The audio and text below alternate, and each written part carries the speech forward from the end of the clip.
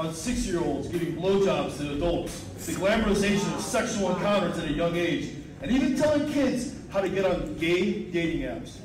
Is that the low standard you give the gay community and the standard you want for our kids? What about books highlighting heroes in the gay community, like Billie Jean King, who was a lesbian who won 39 Grand Slam titles, or Sally Ride, first woman astronaut, or Florence Nightingale?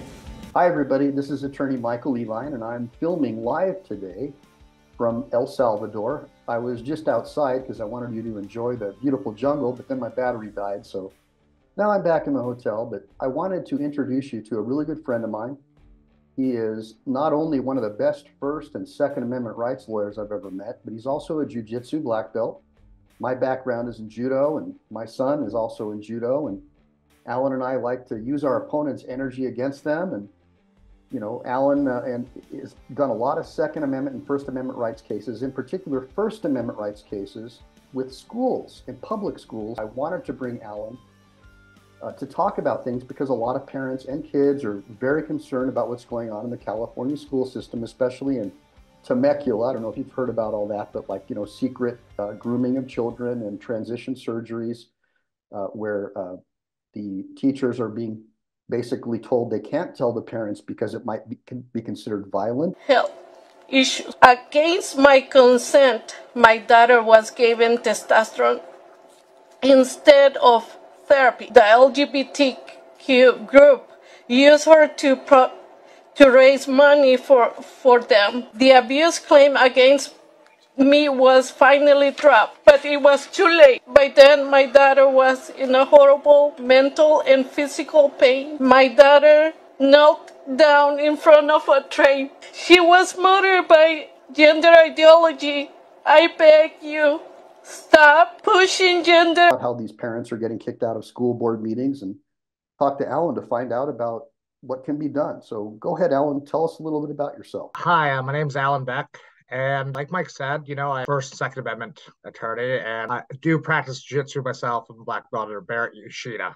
And, you know, I've been suing government for a long time, cut my teeth on doing government censorship cases, and, you know, as well as firearms cases. And, you know, I get a lot of value out of representing people who have had their rights infringed by the government.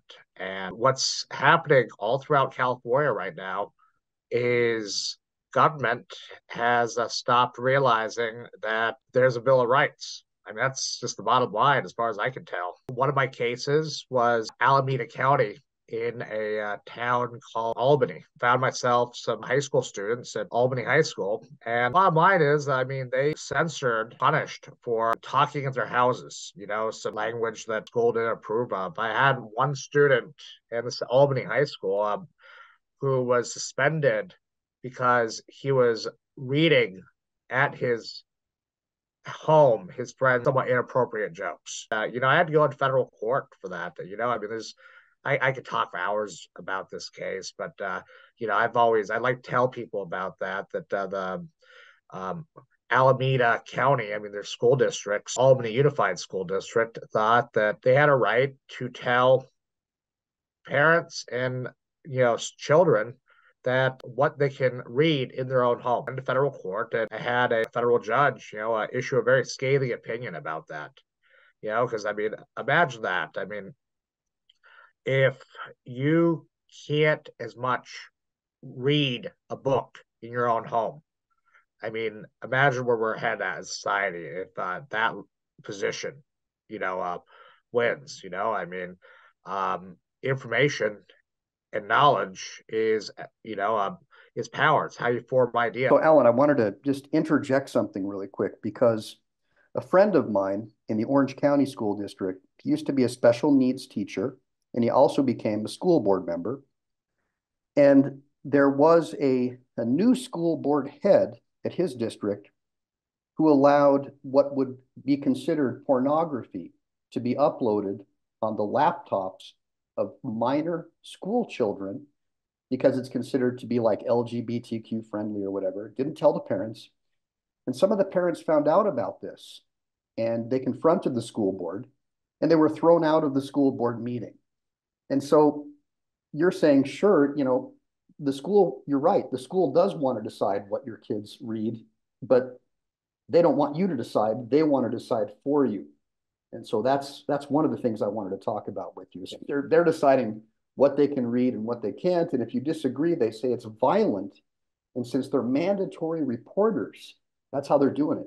They can literally have Child Protective Services come and take your kids away. And if you say anything about this on the social media sites that are not Twitter, they will throttle your account. And this is happening to a lot of people. And I wanted to talk to you about that to see what you thought. Well, yeah, school board is you can use the word limited or designated limited public forum, right? And what that means is there's if the government sets up a place as where you can express your ideas, then they have to treat everybody equally, and they can't discriminate based upon content. And I've done a couple cases.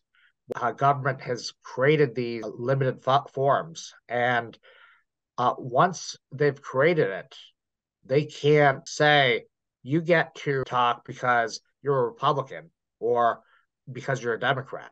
I mean, they have to be politically neutral. And that's the issue at a lot of these school boards. There's been a number of cases across the country where these school boards are basically kicking out the conservative parents. Bottom line is that's violation of the First Amendment. So, Alan, but how does this mandatory reporter thing, I mean, it seems like they're using this mandatory reporter, what you're saying is violent, and therefore we have to report you to CPS. It seems like they're using hate speech and violence as a way to sort of pretend the First Amendment doesn't exist. Is that fair to say? It is. And there are also cases about government retaliation, and that's a form of chilling free speech. There's a lot of stuff there, I mean, if school district, school teacher, any sort of government official, calls CPS based upon your constitutionally protected speech, I'm not in any sort of speech where they can't plausibly say that you're going to be a danger to your child based upon political speech. And that's standard. I mean, they can report to CPS if they think that you're going to harm them, but voting for the wrong candidate is not that. Believing in the wrong book is not that. Objecting to, I'm not even sure what you call it, the LGB, it changes every month. Yeah. And, I generally don't want sensitive and say the wrong acronym. But the bottom line is, if they're violating your rights by retaliating against you, there's a claim, and you can bring a lawsuit against. You also have claims if CPS ends up using frivolous allegation to actually show that you're a danger or unfit. Alan, I hear you loud and clear. So a lot of the complaints that I'm getting from many parents who are just terrified to even say anything because they might be canceled or lose their job or something if they say anything about it, is that freshly, UCLA or SC graded school nurses are literally colluding with Child Protective Services to take kids away if the parents disagree with the school nurse's finding that their son or daughter is really transgender. And they're saying that that's violent. And that's what a lot of these people are protesting about at these school meetings. Like, why are you letting our kids watch all this indoctrinating stuff that we don't want them watching? It goes against our religious beliefs. We don't think it's right. What gives you the right to transition our kids without telling us? They say, well, it's violent. And they're complaining that it's like European style speech laws, where if you say anything about anyone that they disagree with, it's hateful, and they'll literally arrest you for a crime. Parents are complaining that's how our public schools have become. And I wanted to see if that's something that's pervasive in your line of practice as well.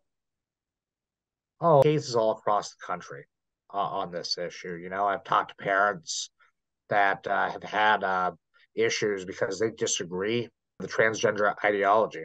And you have a fundamental right to speak.